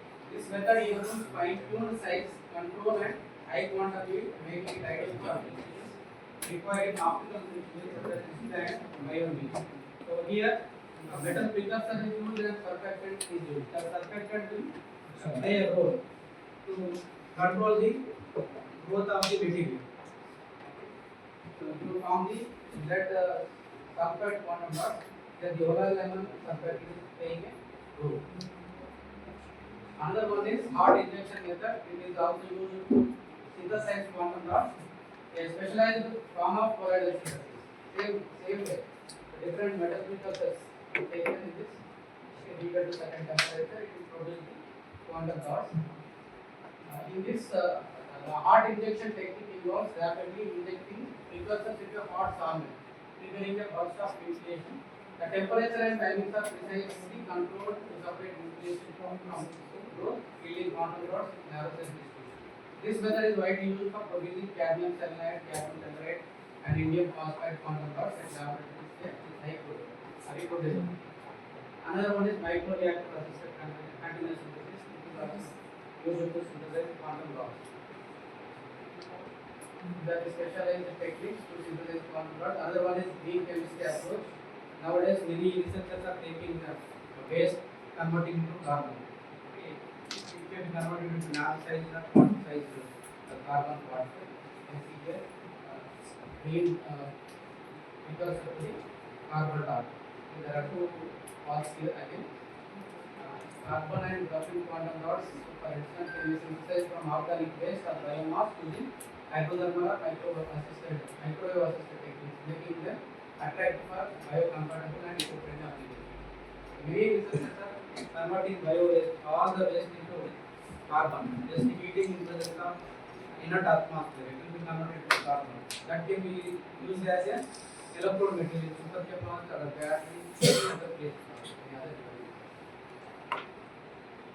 But the carbon coming from the different sources, we have different properties that has to be tested. Okay, top-down techniques are also used to produce quantum dots such as chemical oxidation, laser ablation, or electrochemical etching. These are commonly used. If you see the laser ablation method, you can see the precursor. Physical vapor deposition is a technique by which a material can be vaporized. This material is vaporized into a gaseous form and then deposited on the surface. Target.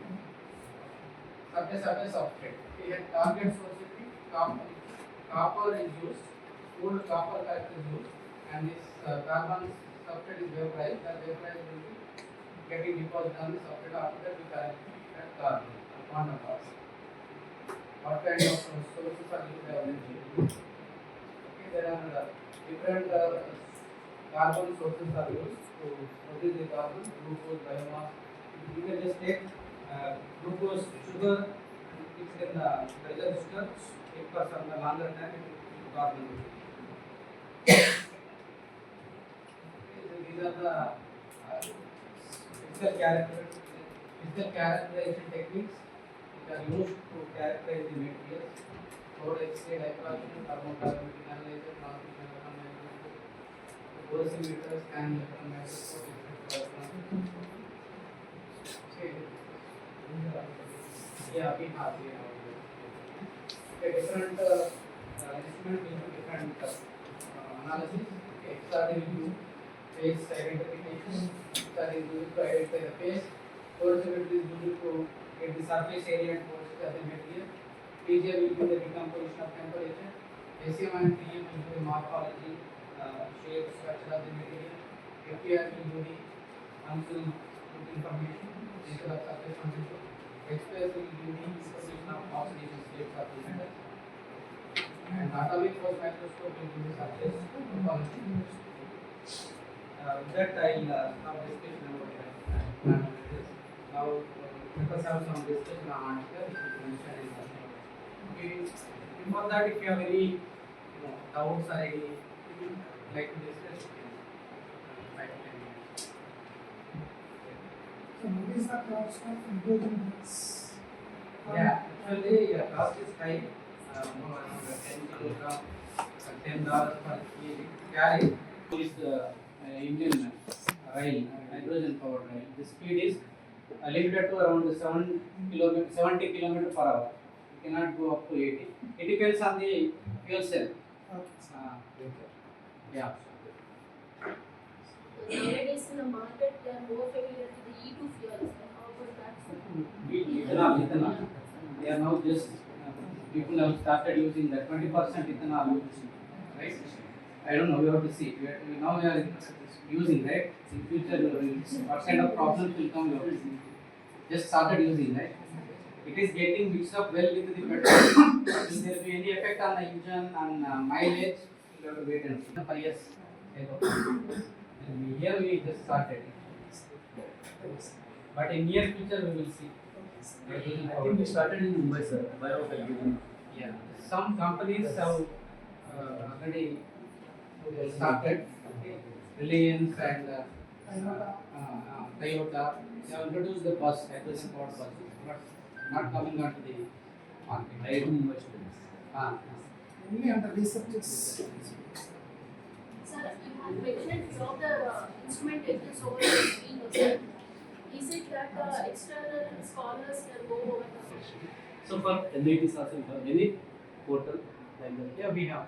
Now they made it a single AICTE portal. There you get all kind of equipment. Where are they available? What is the cost? How they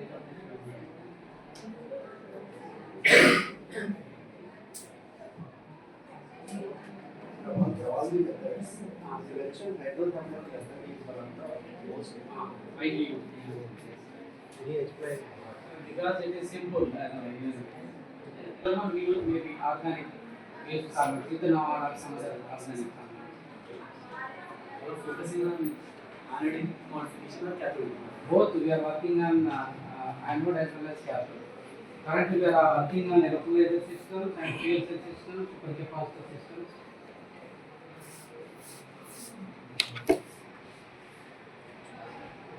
Then what about polyamines, sir?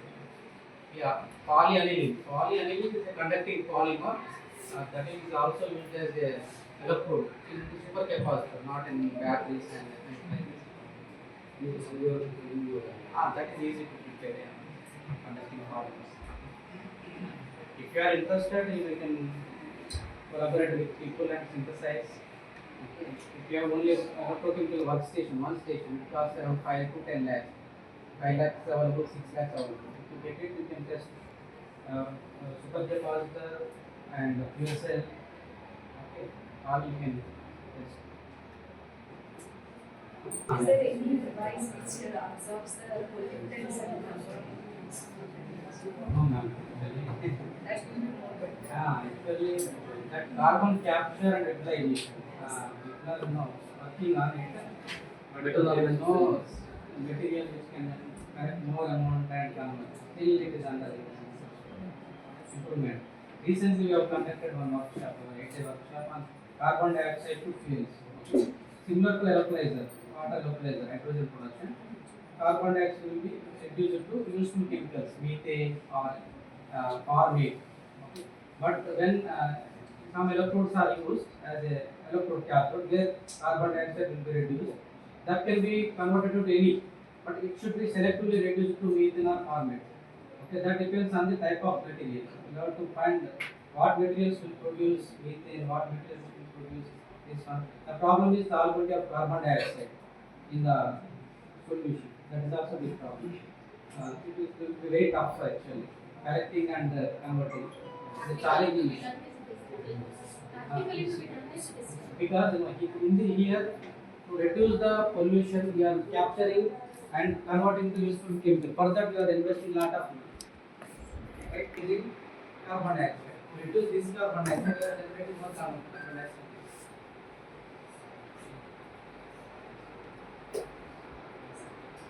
Anybody else?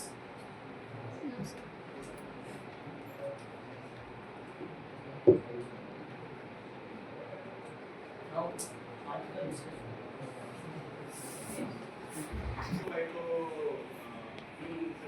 When there is no demand in India and it's more costly than compared to EVs. Yes. That is the reason why many researchers are trying to develop inexpensive materials to meet their the noble metals activity. Okay. If the inexpensive materials can sustain longer time, can give more activity, that can be used as electrodes. Then the cost of the fuel cell will become very less, will be reduced significantly. That time the entire cost, material cost will be reduced.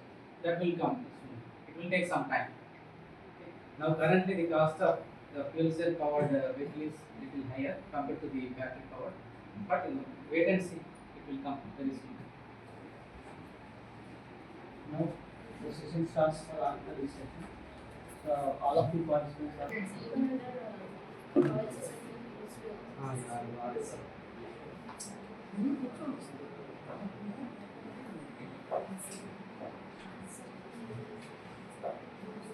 this spectral analysis it has been done from NIT. No, that has been done at sorry. We don't have a PSP.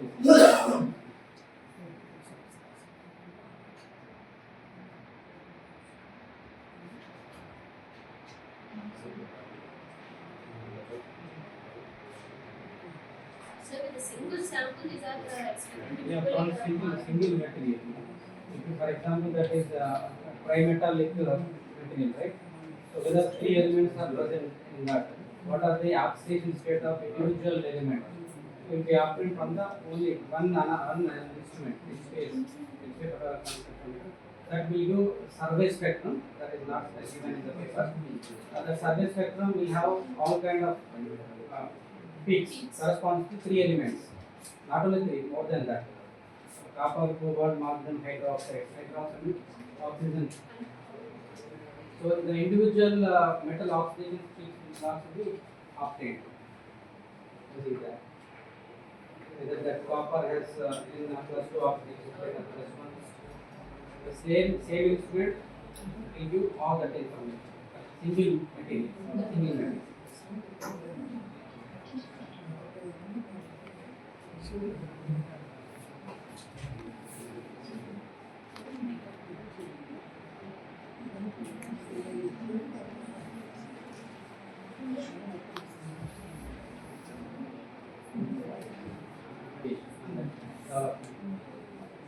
in this, I think oxygen evaluation reaction, we have taken 1 of 5%.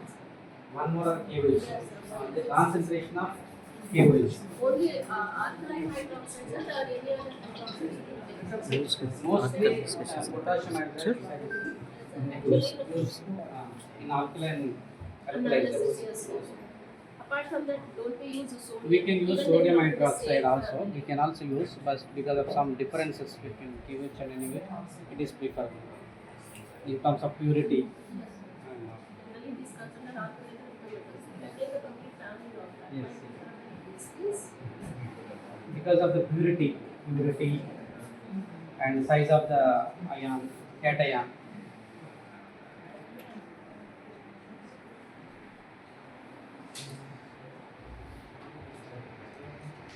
How do you check the cycling stability of the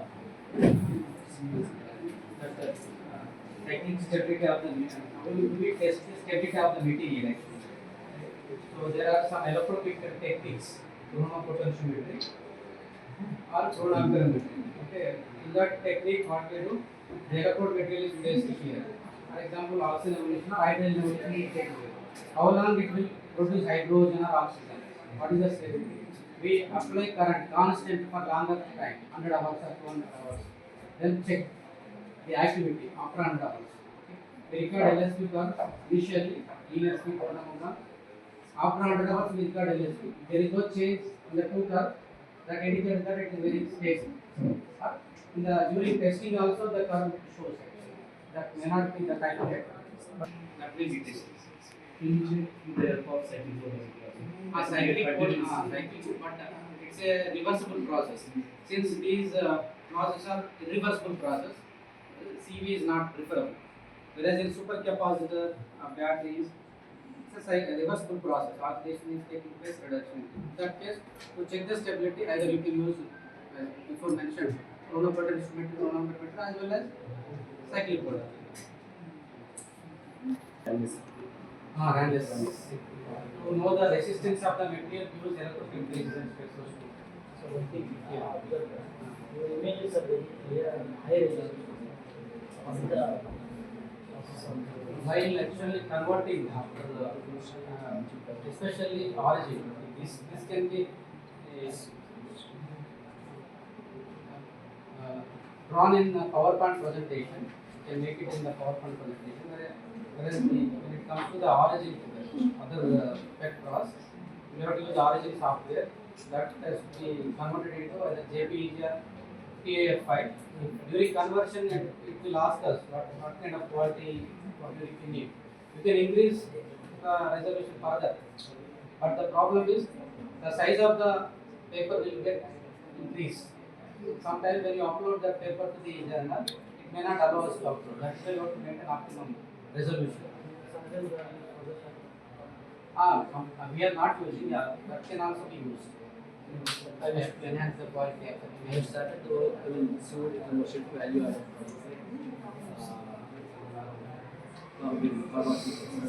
added I started. just started actually converting. We were working more on hydrogen production, fuel cell. Just recently we started on this. Recently, when we were working in AICTE, we started that bioconstruction.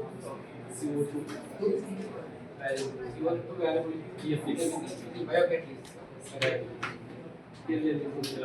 Electrocatalyst. Materials almost the same. There we use biocatalyst, here we use electrocatalyst. Yes, sir. Hydrogen evolution will also take place. There are two competitive reactions: hydrogen evolution, carbon dioxide reaction. That catalyst should allow only carbon dioxide to reduce, not hydrogen evolution. There are only few such type of litigation. Lung synthesis. Yeah, of course, structural abstract is needed. By seeing that structural abstract of the function, we are able to understand. We are giving abstract and structural abstract. So reading the entire text, if you look at the image, you should be able to understand. Instead of giving experimental procedure, we are also providing the scheme, how to wave synthesize. No person will not read the text, they simply see the image. Needed, essential. Earlier also we used to be there, but now enhance. Encourage the by the internal.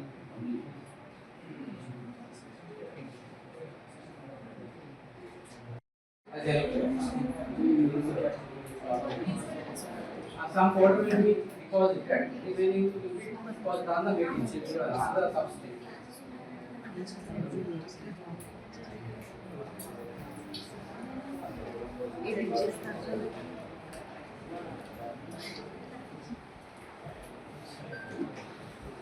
no, I mean, but GPC service connected last 5 years.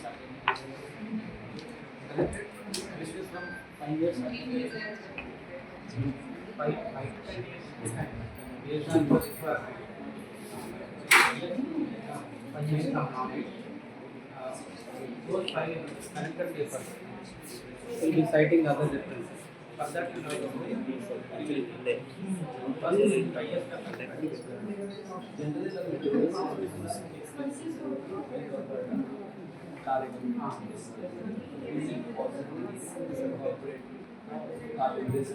people are trying to synthesize composite materials. Composite, carbon and metal. Carbon materials are not active for some applications.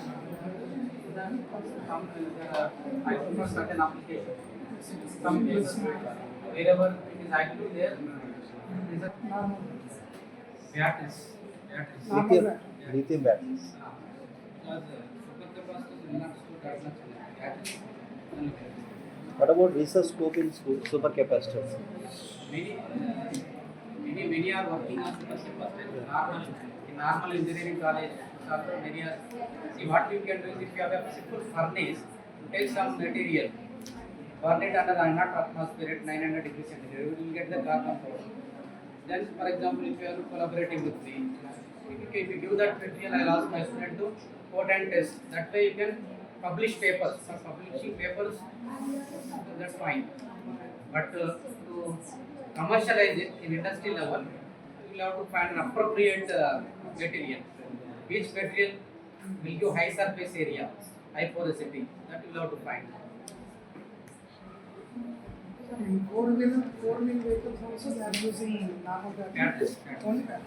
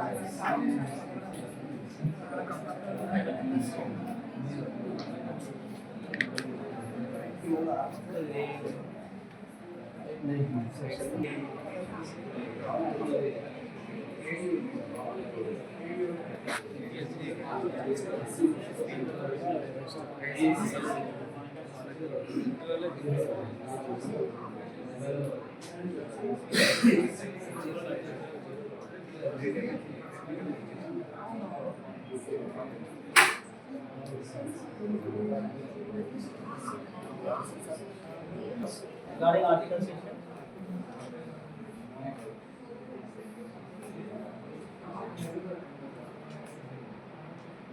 Sir, can we increase the materials? 3 to 4. Already your paper is stick on 3 materials. Can we increase? People have already published like 4 metals, 5 metals. Now they are calling it as medium entropy alloy. We only did.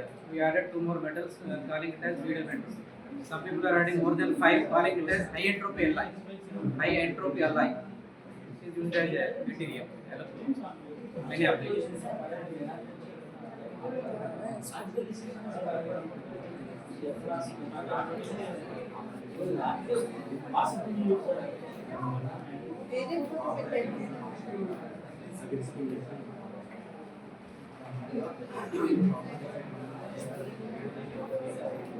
Through email ID. Thank you, sir, for giving a valuable lecture and enriching ideas and examples from the activities. Truly understand your concept, your lectures. So thank you, sir, once again for your commitment.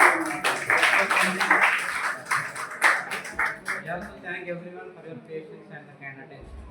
Thank you so much. So now it's time for lunch, 1 to 2. So all of you dissemble on sharply 2 o'clock.